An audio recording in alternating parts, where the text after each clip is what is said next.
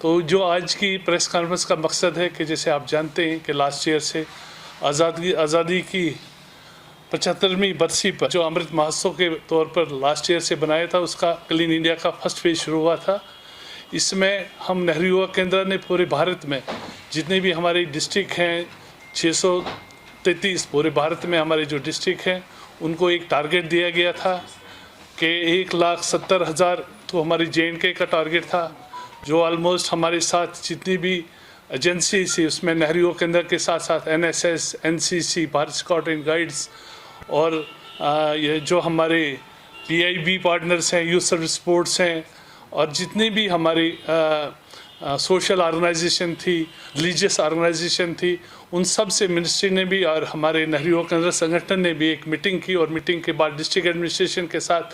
और जितने भी चाहे वो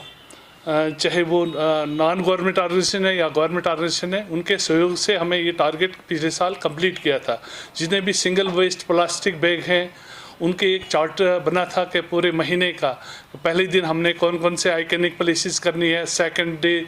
जैसे जम्मू में रिलीजियस प्लेस है, दुसेरा ग्राउंड्स है और ऐसे एक पूरे जो हम आपको सबको देंगे कि फर्स्ट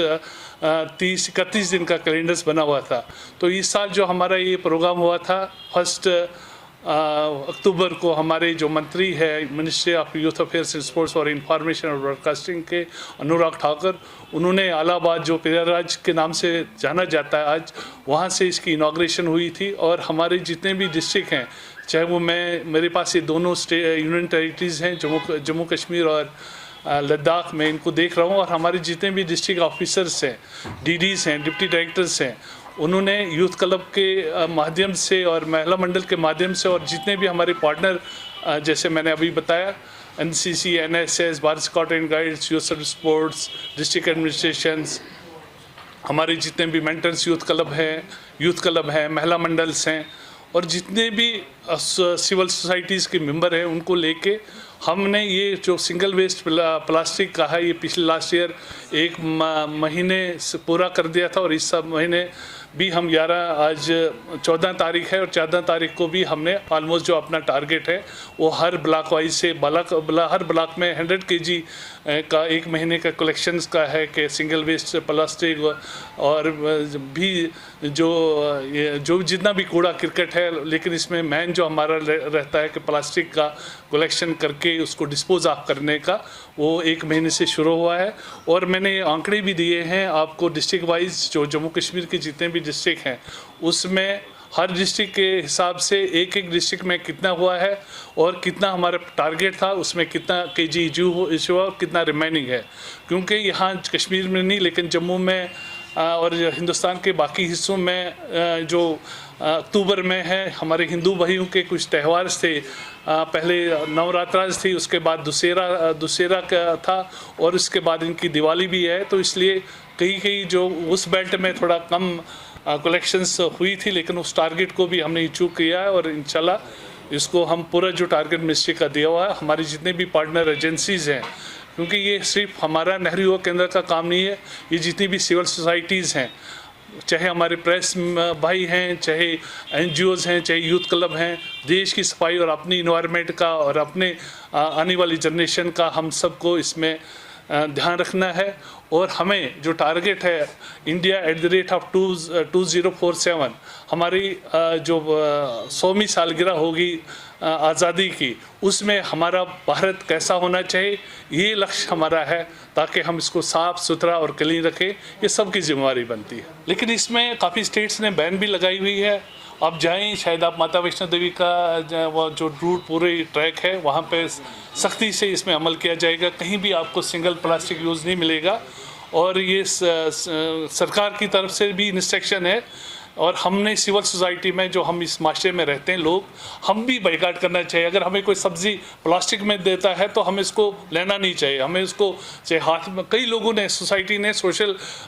जो भी सोशल समाजी सेवा जितनी संस्थाएं हैं, उन्होंने कई लोगों ने कहा कि जो भी दुकानदार या जो भी शॉपकीपर हमें प्लास्टिक में कोई चीज़ देता है तो हम उसको नहीं लेंगे। तो हमने भी कहीं ना कहीं हमें भी आगे आना चाहिए सोशल, क्योंकि ये सरकार जो है वो कहाँ तक पहुँची, एडमिनिस्ट्रेशन कहाँ, जैसे हमें तो हमारा एरिया टोपोग्राफी ऐसी है कि फार फ्लंग एरियाज़ हैं, पहाड़ी क्षेत्र हैं, जहाँ पे सरकार का नहीं, एडमिनिस्ट्रेशन का नहीं पहुँच सकता, वहाँ लोगों को आगे आना चाहिए कि हम जितने भी प्लास्टिक हैं जो सिंगल यूज़ प्लास्टिक हो उसका सोशली बाइकाट करें, उसके ले ही नहीं। सब्जी वाला अगर सब्जी देता हम पकड़े ही नहीं, कपड़े वाला अगर उसमें देता है तो हम ले ही नहीं उसमें। और कहीं ना कहीं जो मिनिस्ट्री से हमें इंस्ट्रक्शन थी कि जो भी ये प्लास्टिक्स वगैरह जो भी जिन्होंने इनका फैलाव किया हुआ है हम उनको भी इन्वॉल्व करें, ताकि उनको एहसास हो कि ये जो आलूदगी फैलाते हैं समाज में, सोसाइटी में, तो उनको इस बात का एहसास हो कि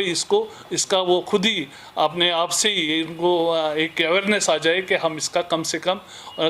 नहीं, बिल्कुल माइनस में इसका यूज़ करें। टूरिज़्म डिपार्टमेंट का जहाँ तक ताल्लुक़ है कि यहाँ जैसे आप जानते हैं कि कश्मीर खासकर एक टूरिस्ट प्लेस है और यहाँ से देश और विदेश से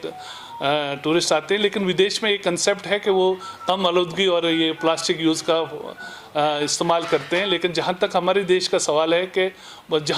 जहाँ भी उनको लगा, कोई भी जगह मिली, चाहे वो टूरिस्ट प्लेस हो या ना टूरिस्ट है, वहाँ फैलाते हैं। लेकिन हमारे वॉलंटियर्स की या हमारे सोसाइटी की ये कोशिश होती है कि वहाँ पे टूरिस्ट प्लेसेस में, जैसे मैंने आपको चार्ट ऑफ एक्टिविटीज़ दिया हुआ है कि हर हम चीज़ को कवर करते हैं कि जहाँ जहाँ पे प्लास्टिक कलेक्शन ज़्यादा होती है, जब यहाँ पे इनका ज़्यादा ये रहता है तो वहाँ पे हम कोशिश करेंगे। लेकिन टूरिस्ट का भी एक उन्होंने बोर्ड लगाए हैं, काफ़ी सिंगल प्लास्टिक